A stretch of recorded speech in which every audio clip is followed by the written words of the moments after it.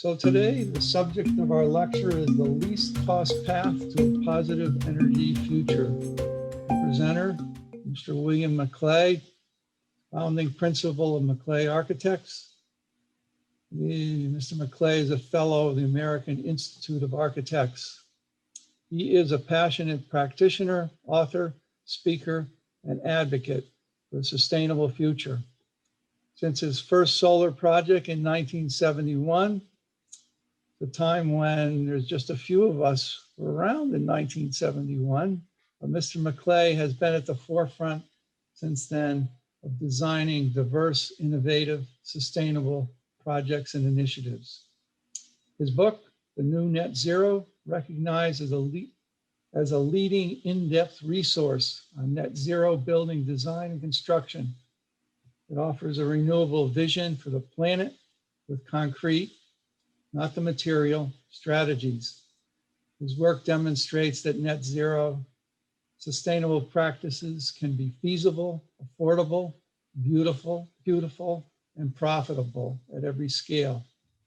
So this is what we're here today to learn about. And we are delighted and grateful for Mr. McClay taking the time to share with us his wealth of experience and knowledge. Please virtually welcome Mr. William McClay. Hello, I'm Bill McClay, and I will be transferring over and sharing the screen, but hopefully I'll do it okay.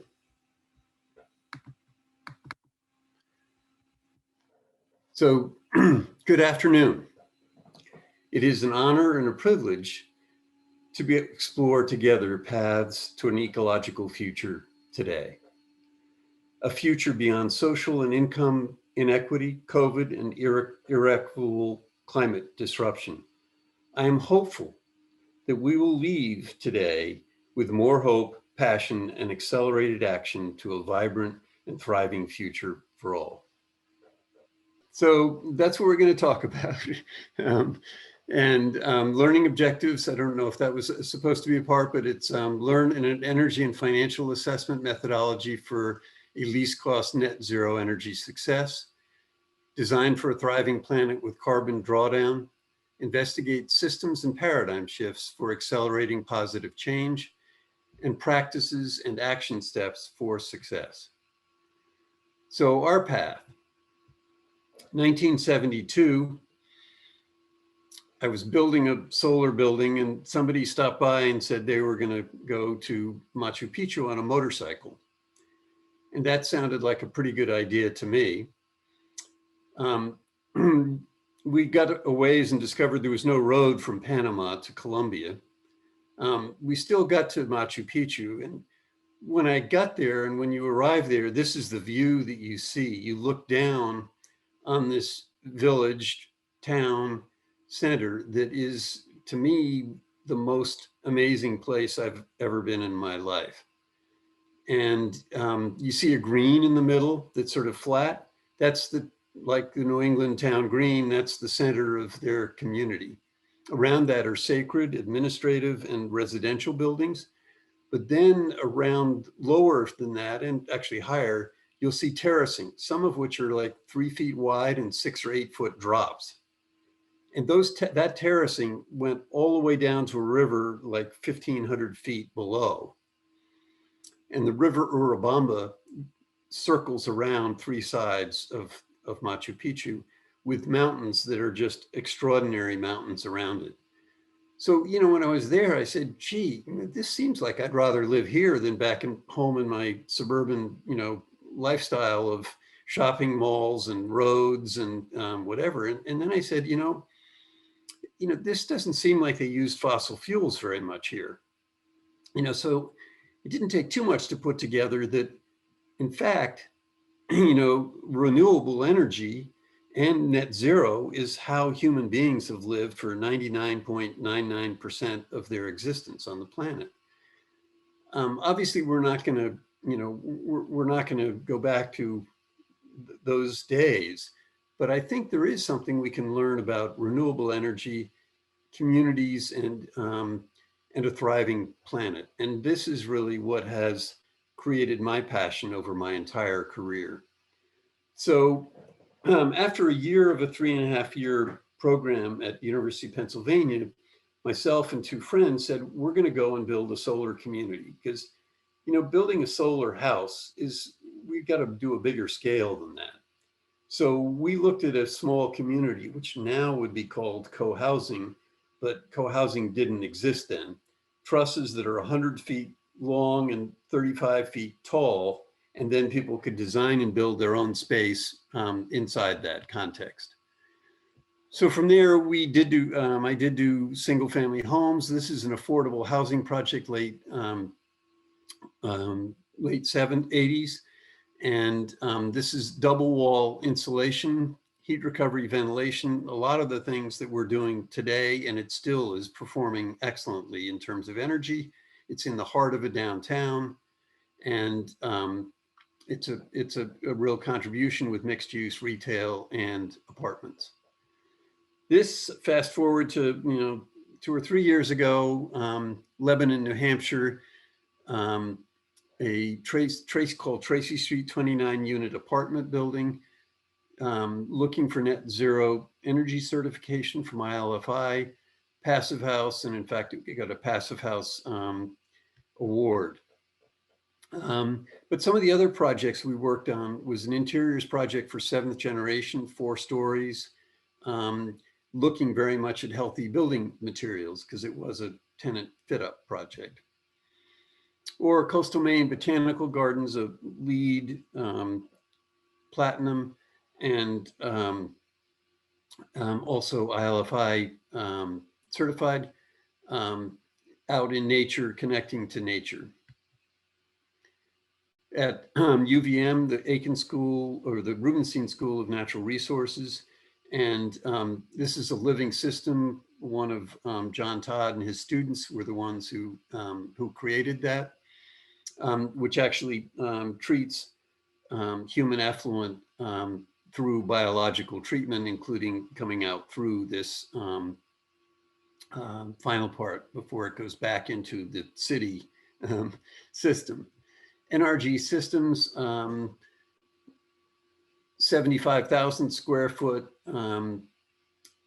near net zero building, carbon neutral. It has wood pellets. And this we did in the early 2000s, and has had people from all over the world actually come to visit it, because they couldn't, particularly at the time, believe, well, yeah, net zero is great for small houses, but how can you do something larger?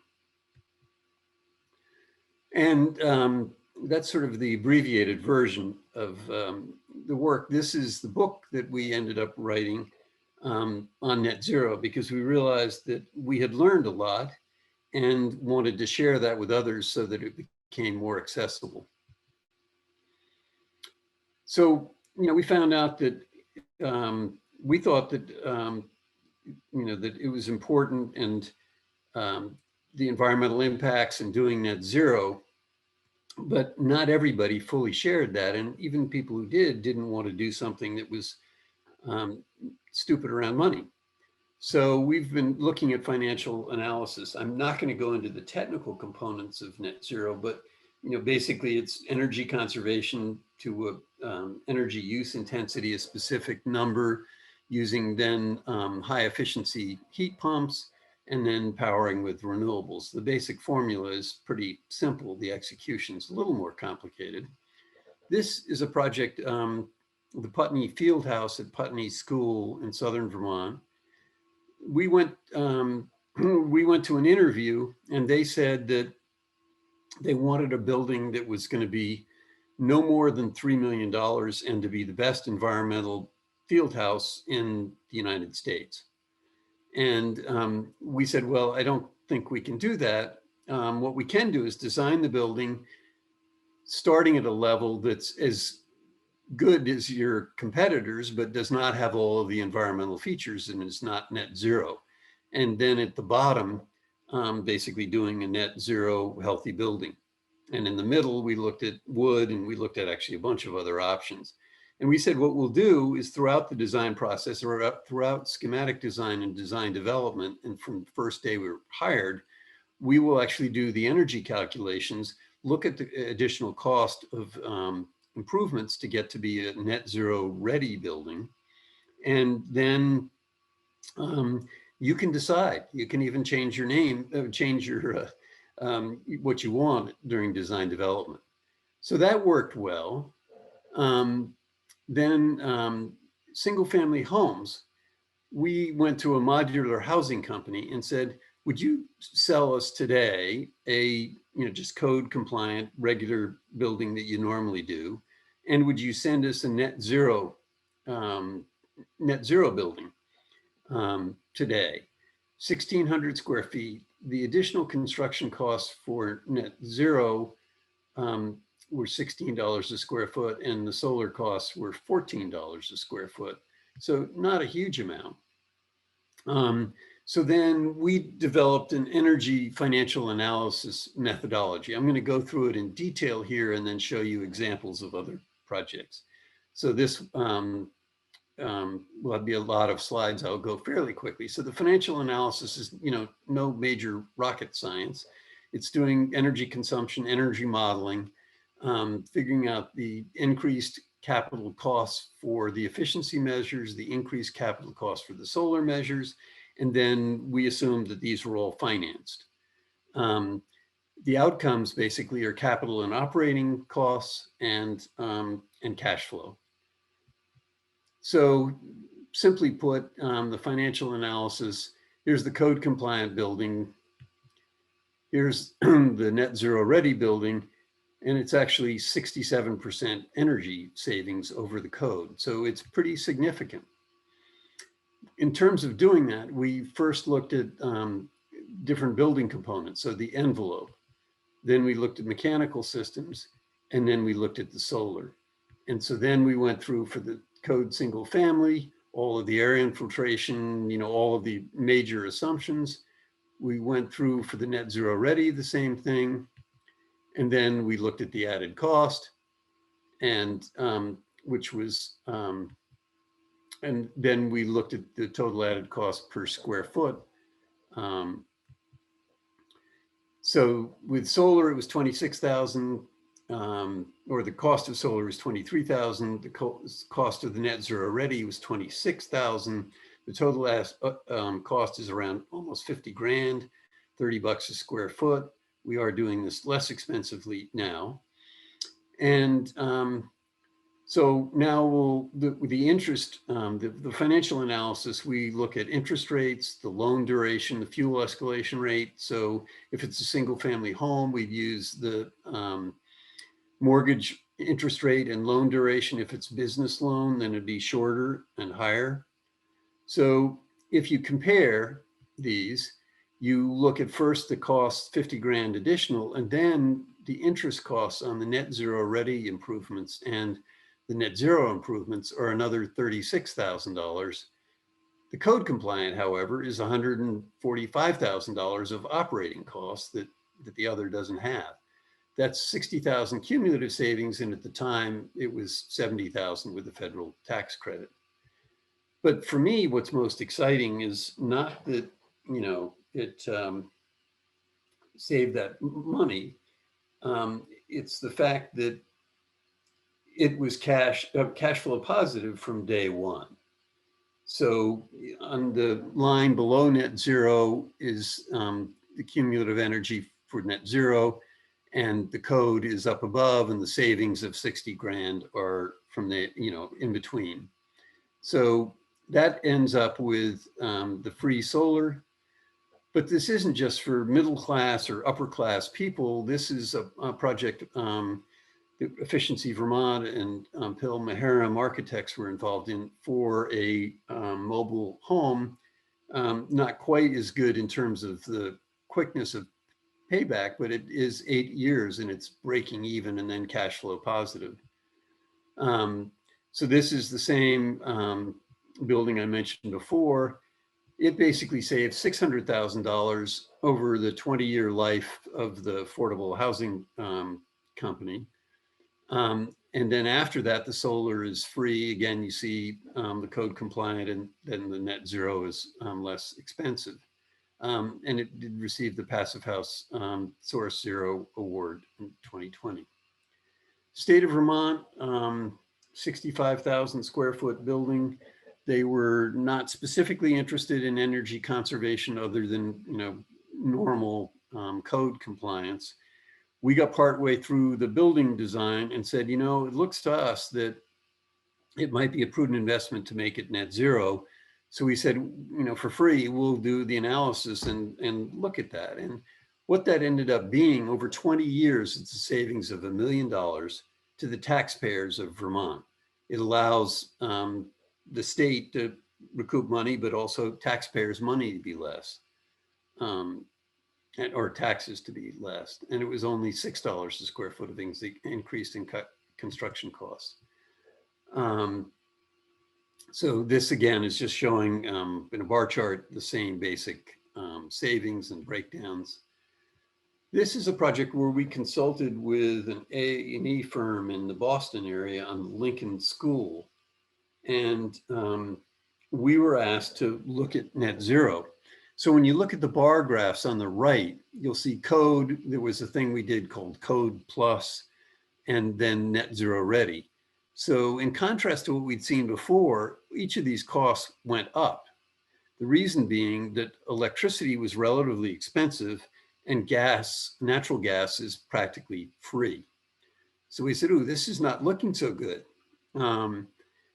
We then looked at the solar deals in Massachusetts at the time and didn't calculate exactly what the savings were, but that all of a sudden we realized that solar was becoming inexpensive enough that it could actually, get things to be even.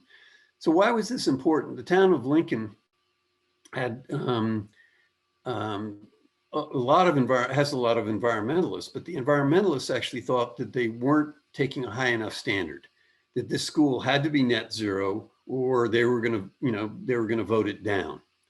And then there's always the people who legitimately are concerned about spending money and what the tax rate is. Well, here, what we could end up demonstrating was their taxes were going to go down.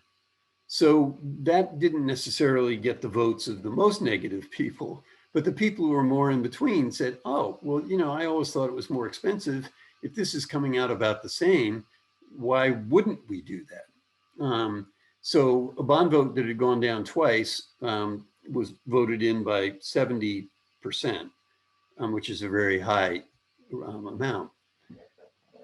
Going back to Vermont and NRG Systems that I showed earlier, the light brown sort of near the middle of the slide, two big sort of boxes, is NRG Systems building and headquarters. And in working with them, it's very near to the downtown of Heinsberg. And we said, well, you got 50 acres. Why wouldn't you make a whole new neighborhood that is in a model of live, work, and so this is a 300,000 mixed use community that we looked at and did the same financial analysis that we'd done on other projects. So it's single family homes, multifamily homes, affordable housing, office, manufacturing, warehouse, a whole mix of uses. So I'm not going to go into the full detail of this, but obviously there wasn't one developer doing all of it. So this is actually sort of the combined of all the different aspects of it. And so we did bar graphs of all of them, but basically over the period of this, it would save $6 million in the first 20 years.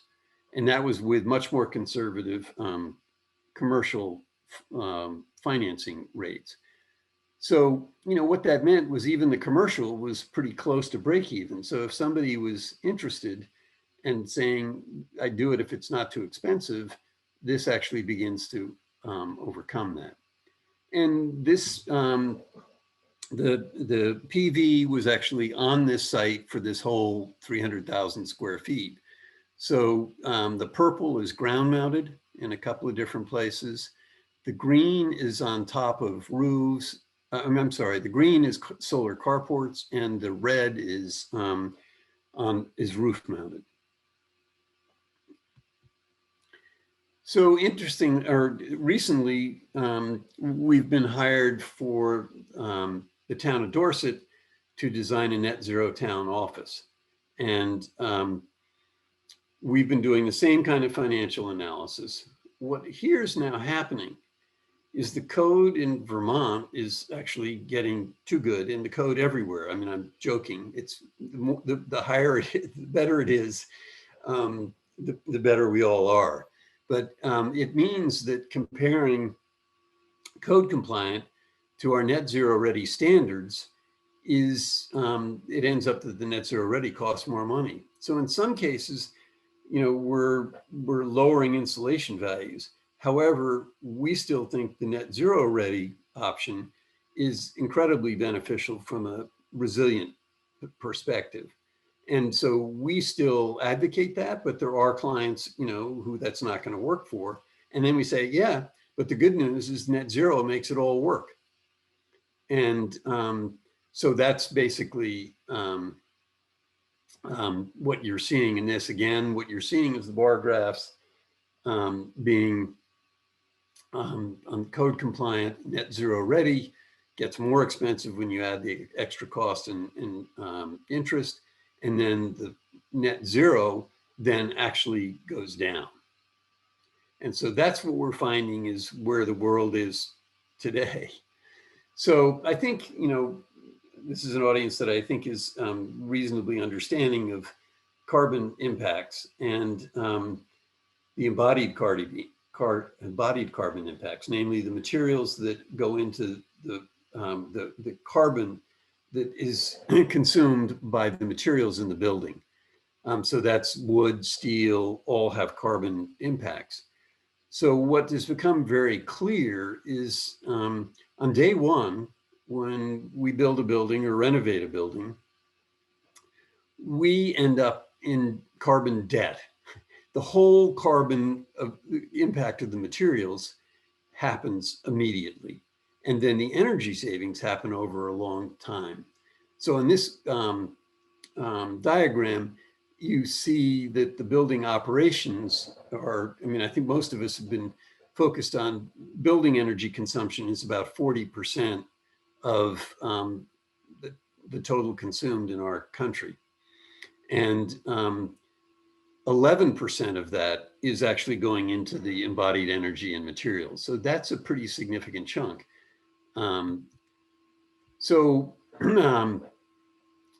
This is looking at the yellow is the embodied carbon and materials. So it shows that that all's happening immediately.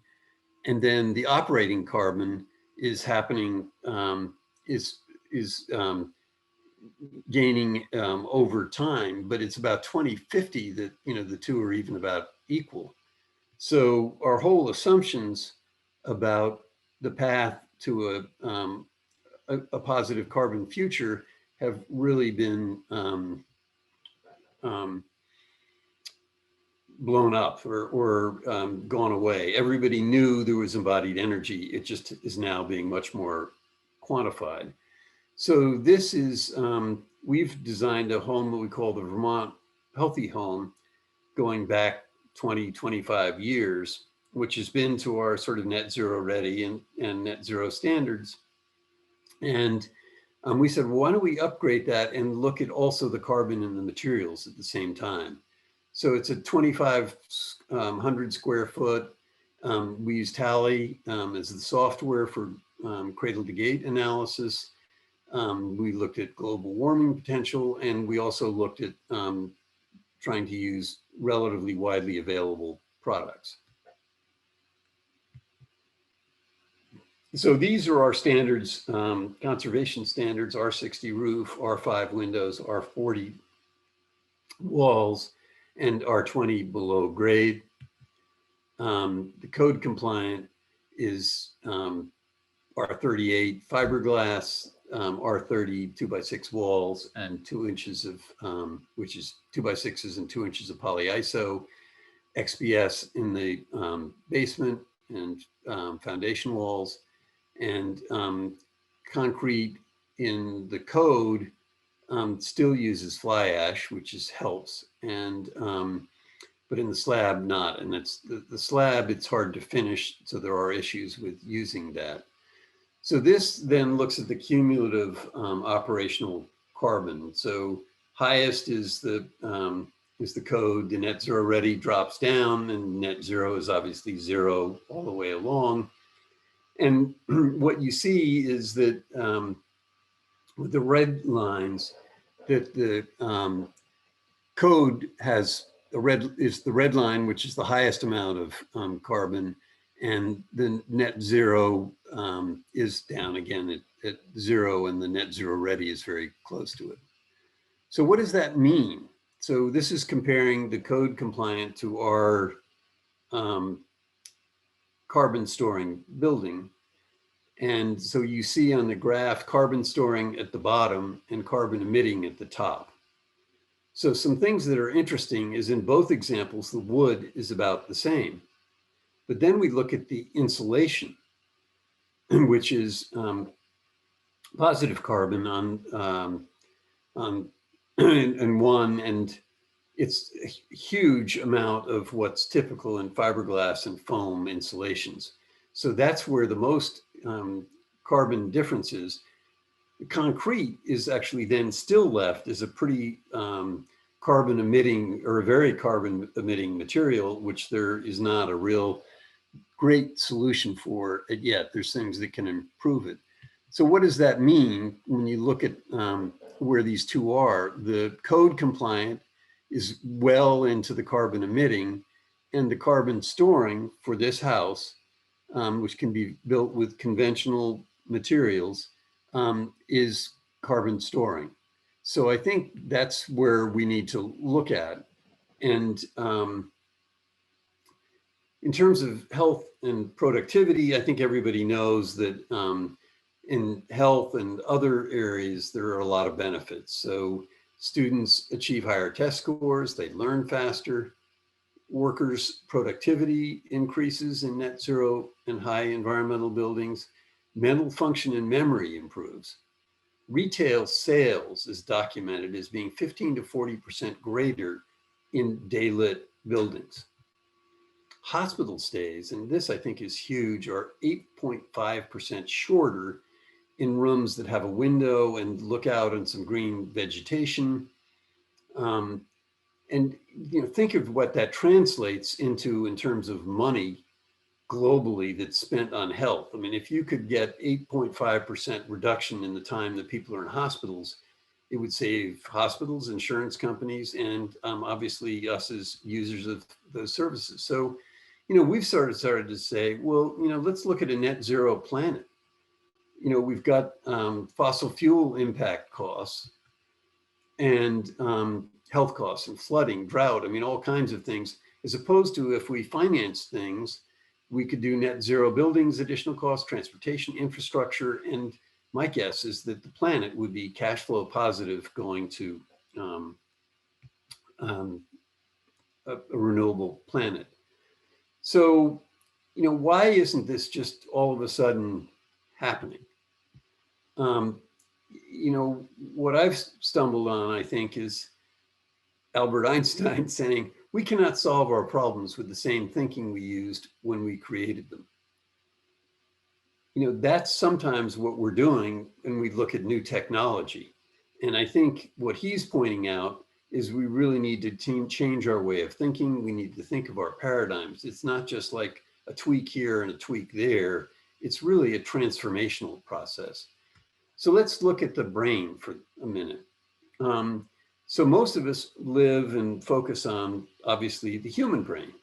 And, many focus and are more comfortable in the logic, analytical, the sort of accountant side of, or bureaucratic side, but others are really out inventing. They're actually creating evolution and creating new ideas.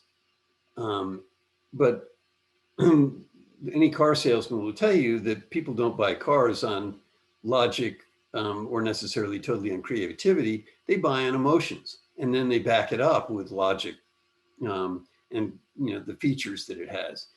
But, you know, and that mammalian brain is really about belonging, connecting with other people, caring, that whole world. Below that, which most of us never really are aware of, is the reptilian brain that's obviously around survival. And that part on survival is, you know, today, money is survival, unless you happen to be living in a underprivileged area in cities or other places around the world where you still are worried about survival. But most of us are look at money as, if we have enough money, we're going to survive. And if we don't, we don't. So that's a deep emotion that we don't fully recognize. And for me, I'd tried the sort of zealots perspective for a while in my early career about, you know, the environment's great, we should make these great buildings. I've fully realized that that technique didn't really work. So, one of the reasons it didn't work is that money is really important. Even the environmental people who we worked with, you know, they would say, you know, I just can't afford it. And they also didn't want to be embarrassed with their friends by doing something that was totally uneconomic. So even for people who were, you know, converted and, you know, saying this is the best thing, they want to know that it's good. And the paradigm shift is that I and every other energy conservation advocate for decades had talked about payback. Well, a 10-year payback doesn't really sound that great.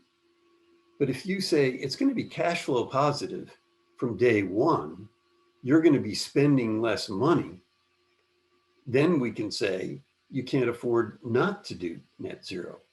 And the difference is that in one scenario, you have a mortgage cost plus you have your energy bills. In the other scenario, you have very, very minimal monthly payments to your utility.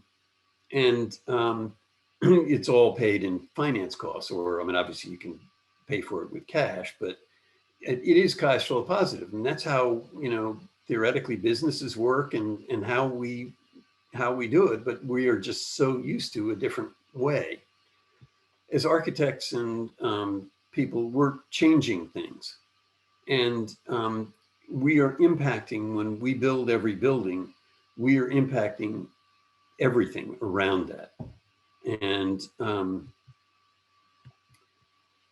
what we're really talking about is systemic change, systems theory, and going from a fossil fuel planet on the left to a renewable planet on the right. I love this cover of National Geographic because this is exactly where we are, how we lost the planet, how we saved the planet. And in fact, you know, I've been reminded, I liked physics in high school, and my high school class, one of the parts that always confused me was the second law of thermodynamics and the distinction between entropy and evolution. You know, the second law of thermodynamics was telling us that everything goes from order to disorder. It's a disintegration. And yet, when we look at the evolution of the universe and human life and all living systems, it's exactly the other. It's going from chaos to actually pulling things together in a new system and creating a future that didn't exist before. There's an interesting person who, Storm Cunningham, who wrote a book and has been an advocate for looking at wealth on one side and availability of resources, and basically says for human existence, basically we've been taking out resources, but human beings are increasing their wealth. Not a big surprise. Oops. And now where we are is we're still doing that, but we're inserting on top of that all of the other challenges that we face today. And what that will mean is that we will be having less available resources and less wealth, as opposed to a scenario of what he calls re-wealth, based on ecosystems and creating a thriving planet. So for me, it's very simple. We each, in every action we do every day, whether designing buildings or whether, being with others, we're either moving towards a place of evolution or a lack of elevation. So I want to leave you with a brief note on my assessment is that the thriving future is here now. We just don't recognize it. If we look at renewable energy, utilities are only putting in renewable energy or almost only putting in renewable energy. It's the cheapest. The utilities know it. They just don't want you and I to be able to easily put it on our roof because they make more money. We're looking at positive energy buildings, which we and others have been doing for multiple decades.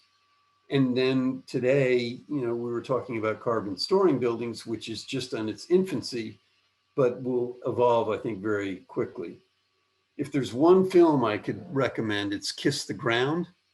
It's about a Midwestern farmer on a large commercial farm who gave up all government subsidies and shifted to regenerative agriculture. So he has cows and he has trees and he has vegetables, all mixed together in an ecologically connecting way. It's just a fabulous film that shows the desecration that we've been doing and then shows this can make money. This is a farmer saying, I'm making more money than any of my neighbors who are on subsidies.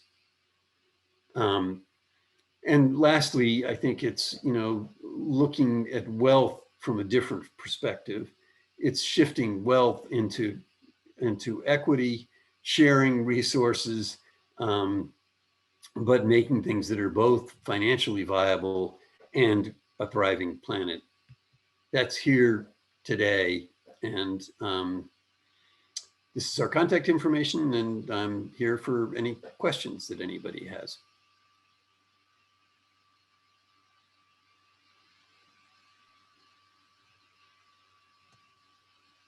Bill, perhaps you might want to, well, you could stop your share, but if someone calls up for a slide, you're going to have to share again. So it'll be up to you if you want to go through that process. If you want to take the risk of getting rid of screen sharing so that then I see people. Because what inevitably happens, of course, as soon as you stop the share, the first question is going to say, could you show me slide 35 again? Yeah, well, we're not going there. They'll have to give a visual description. So welcome back. I'm glad to be back in the same screen with you all. Kath, do we have some questions? Well, it must be near the end of the semester because I have no questions. No questions have been submitted. So, which means to our audience, I invite you to unmute yourself and ask a question, or you can type it out and send it to me. Just as I was speaking, I got a question. Bill, what have you used for carbon storing options for continuous insulation? Good question. We've been using a lot of cellulose. And so with thick walls, the cellulose is a viable option. And then what we do is we have a service, what we call a service cavity, a place where we can run electrical and other things so that it doesn't violate the inside air barrier. And we'll also have an air and moisture barrier on the outside as well. So that's, and that cavity space, we use, we're starting to use cotton, which is apparently much more readily available than it had been in the past. It was sort of an exotic product, I think even 5 years ago. Did that answer the question, or did I miss part of it? No, that answered the question. Thank you. So how successful have you been staying away from both foams and rigid board insulations? Another good question. I I would say moderate success. Yeah. Our sort of part of our tagline is choices in sustainability. Yeah. So what we've realized is that getting hired by people, it's important to not just say, we're only going to do the most expensive, highest, best environmental performance. We'll say, we're capable of doing that. We love doing that, but we'll give you options and you choose. And part of that choice will be with a financial analysis. So with the foams, they are both above grade and particularly below grade products to use. We have used we've shifted for underslab insulation to expanded polystyrene, which is best that's there. For the walls, we still are often using, either we'll use preferably the expanded on the inside or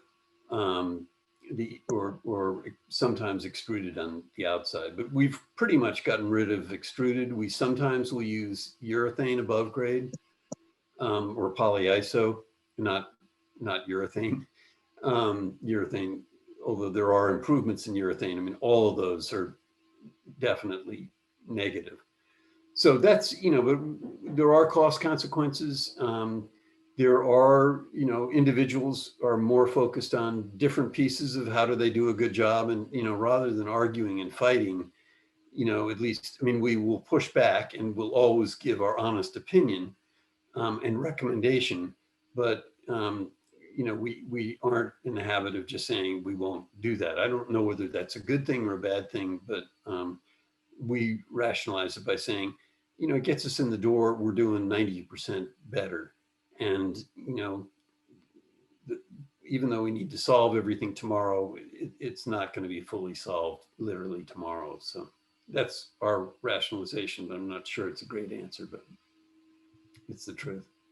Have you evaluated other software other than Tally, for example, Athena for LCA?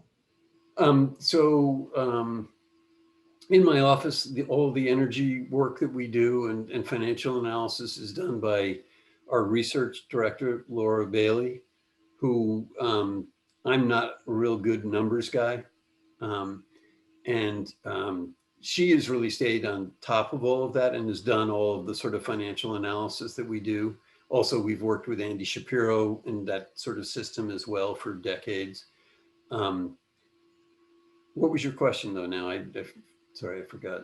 Have you looked at other software? So you mentioned Tally. But before we looked at Tally, Laura did look at other ones as well. And I basically went with her recommendation, but I think it was at a level of complexity that we could cope with. I think is actually, the other ones seem to be not as easy for us to use. Right.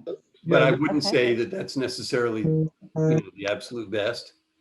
I just say, for us at this point in time, it was something we could manage and use effectively and improve significantly what we're doing. And the drawing software you're using is Revit in your office, correct? That is, we've recently fully converted over to Revit, but we now are basically Revit. Some people still do some work in AutoCAD where it's easier for them to do, but we are on Revit. Yeah, so for those of you who don't know, Revit, Tally's a Revit plugin, so it seems like a real natural thing. So Travis has a question. Yeah, hey there. Thank you, Bill. I really appreciate the presentation, and I was fortunate enough to take a course with Laura Bailey up at Yestermorrow and learn from your book last year.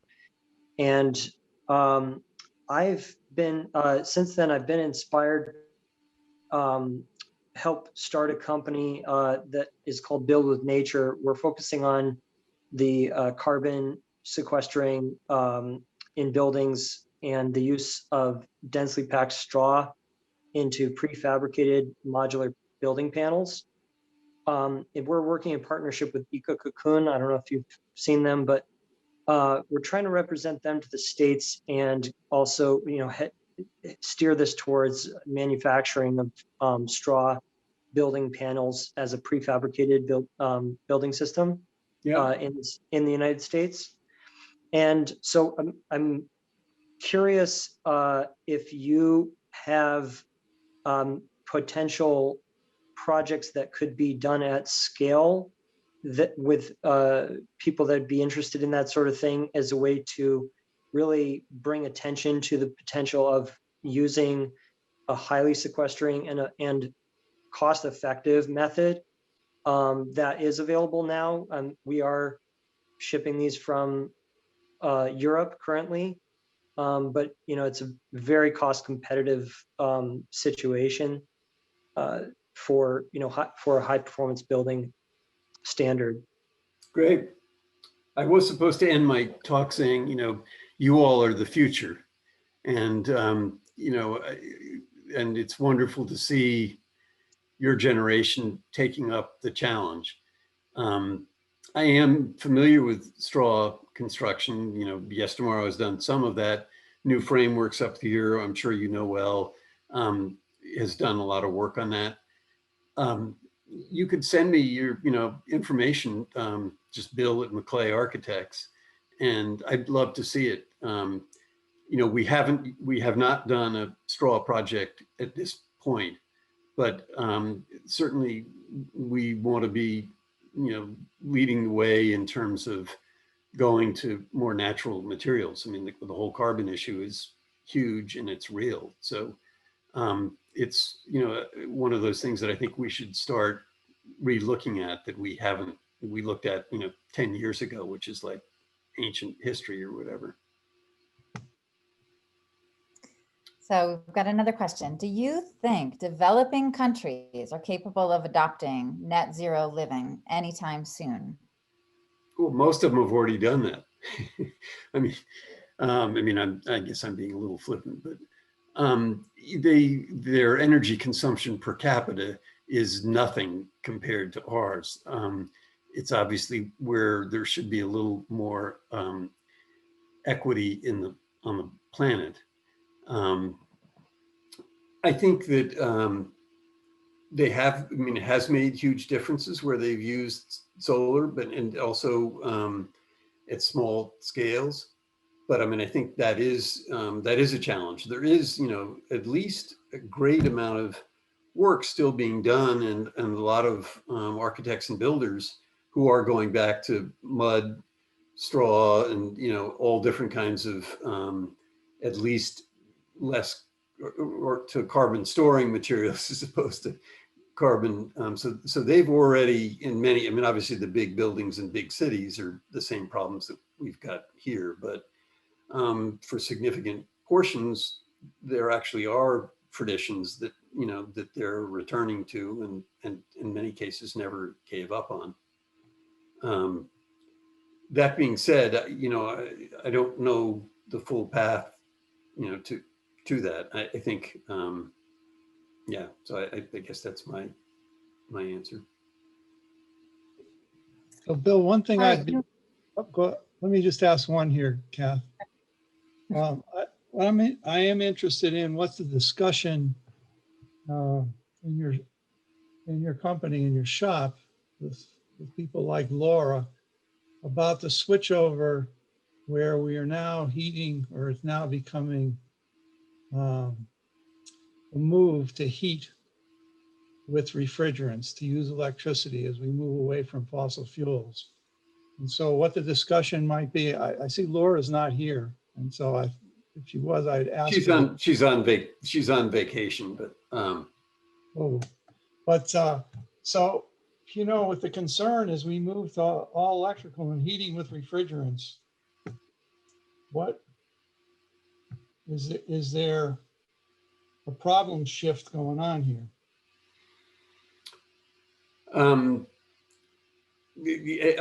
There are and will be challenges. So we certainly are, total advocates in terms of you know, our climate in the United States, that heat pumps are a part of the answer. Most of them, I mean, they do have refrigerants in all of them, so some more than others, but refrigerants are improving, but I haven't, you know, we haven't done the research to know exactly how bad the ones are that are in heat pumps. I assume there's some of the better available today, but that's still not great. Yeah.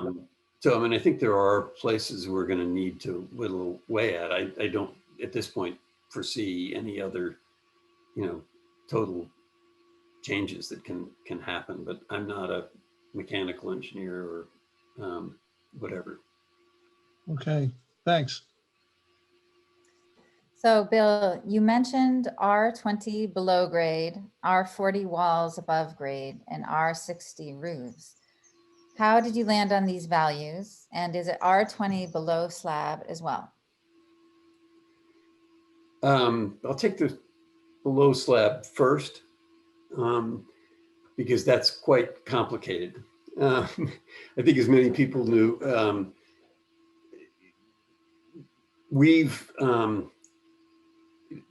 the slab depends on, is it a heated space, not a heated space? Is it an occupied space? One of the things that I'm nervous about is with concrete slabs, even with insulation, the concrete makes you feel cold. It radiates cold. Obviously, if you have no insulation, it's very unpleasant. But sitting, you know, with a temperature that's lower than normal can be an issue in terms of human comfort. But that doesn't mean it shouldn't be anywhere. You can also have area rugs.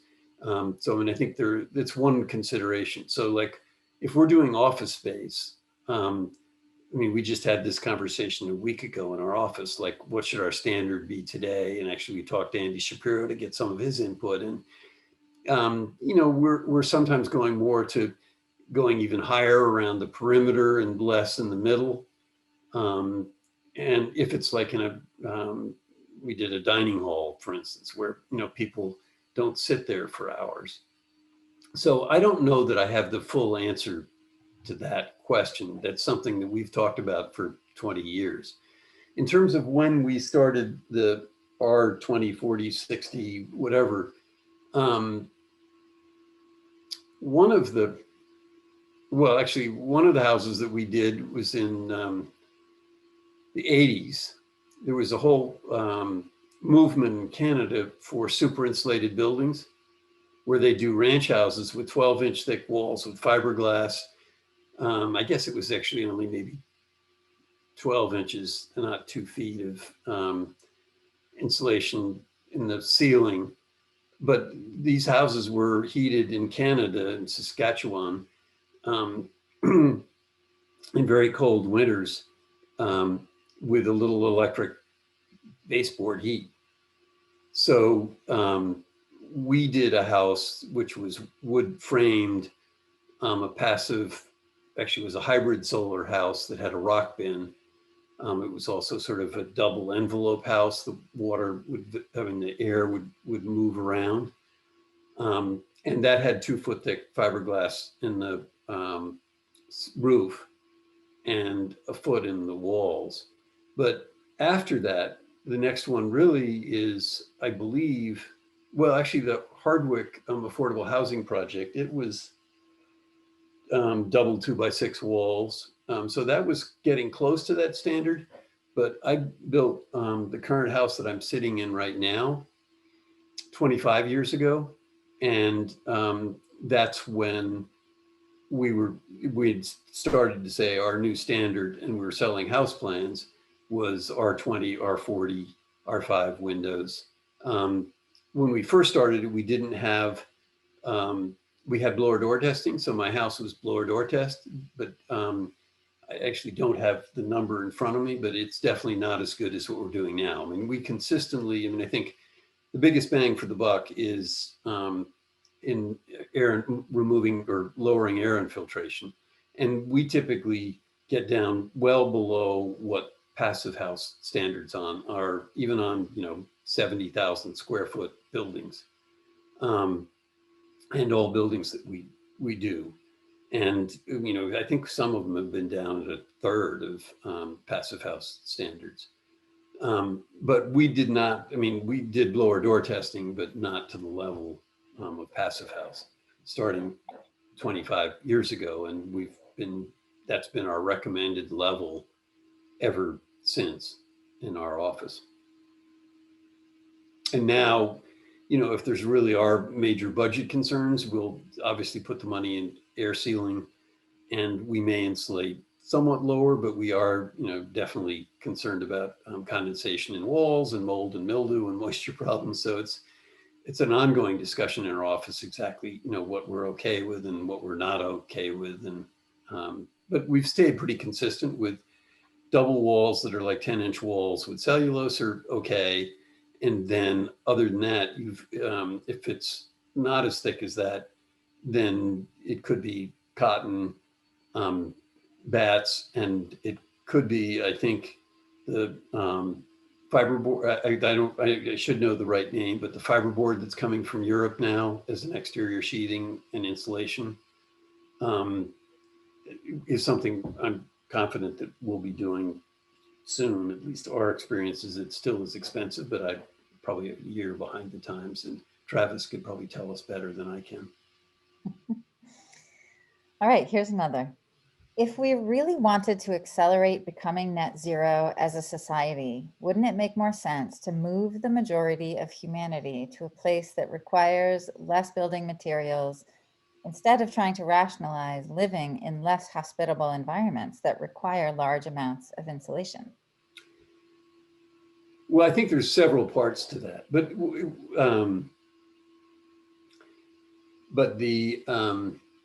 it's definitely a relevant question. We've thought of it more in terms of, there was an article that actually was referenced, Dimetrodon by Peter Calthorpe back in the 90s, that compared the energy consumption of a single family home to an urban apartment with gas and leaking gas, and basically assessed that the overall carbon footprint was way less for the apartment dweller in the city than it was for single family homes. Single family homes are clearly not a good solution, and they're not a good solution for everyone. And that's being said by somebody who's living in a single family home. But I did create a neighborhood.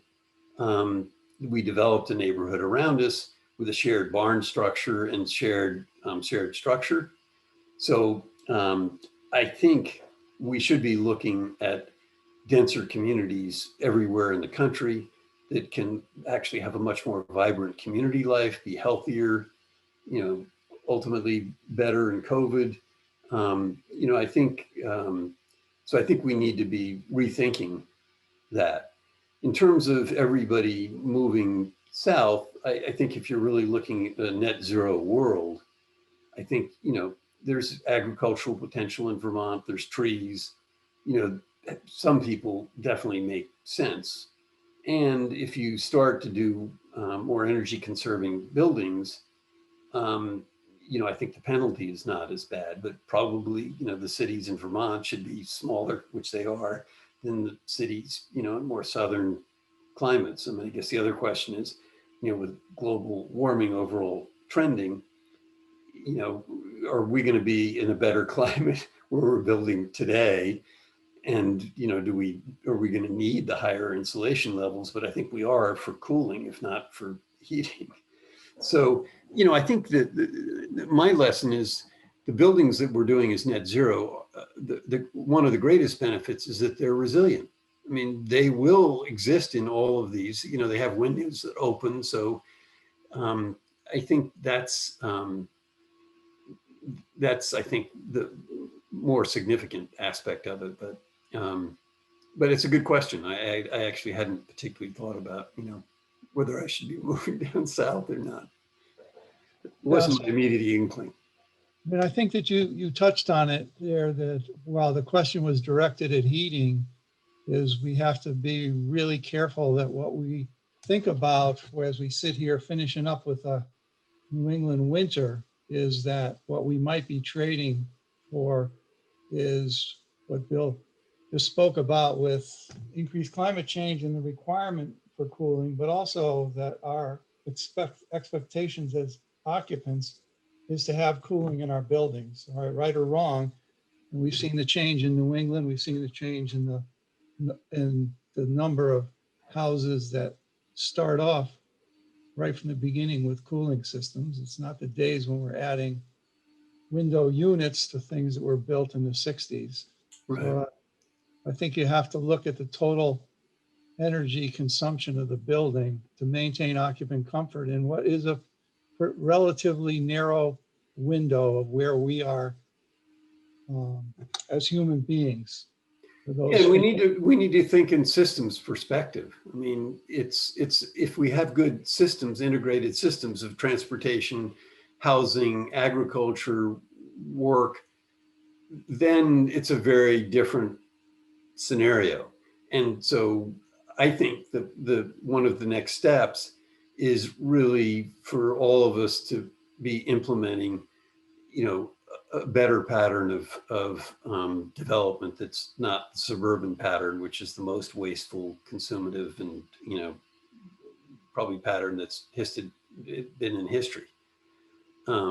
So I think looking at that is key.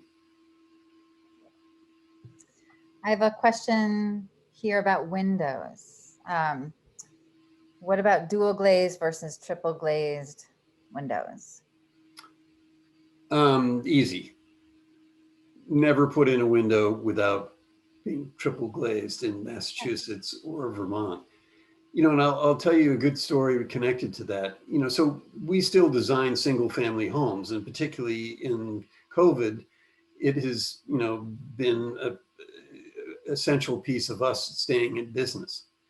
You know, single family homes isn't my first, isn't the highest part of our mission. But, you know, we do look at it like those people work in businesses. If we start getting them in a better place, you know, we can make change, which might just be a rationalization. But what is true is we do end up, I'm in a valley where Mad River Glen and Sugarbush ski areas are, where there's a lot of very wealthy out-of-staters who come to here and, you know, and they want houses with views, which in our valley, which means they're viewing east or west facing, which obviously is by far and away the worst orientations that you can have, because it's huge. They want large expanses of glass. So what we've done, you know, and they're less concerned about energy. So we've said, listen, if you're in Vermont and you got double glazing, you're going to feel cold.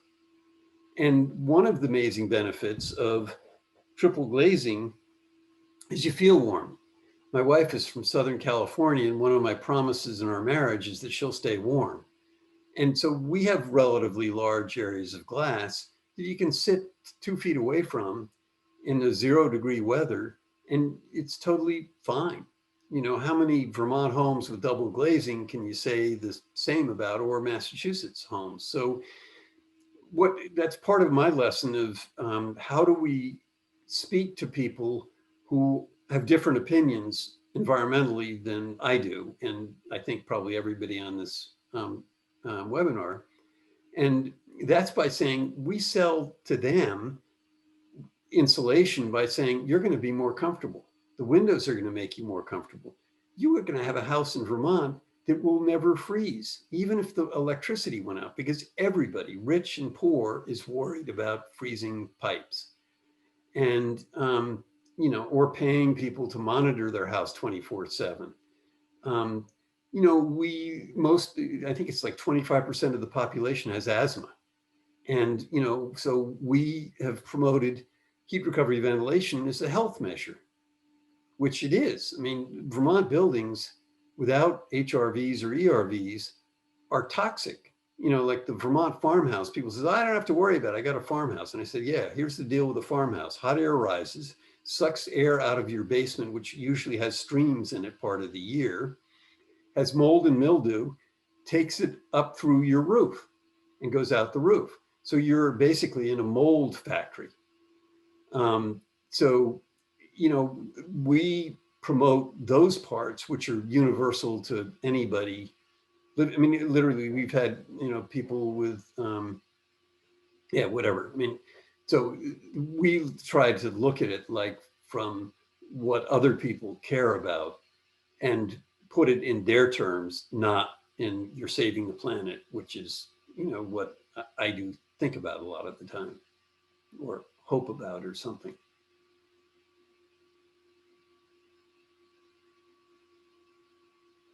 Kath, are we good with questions now? All right. So in closing, I'd like to again thank Mr. McClay for a great presentation and alert him to the arrival in his mail of the much coveted VCT water bottle. All right.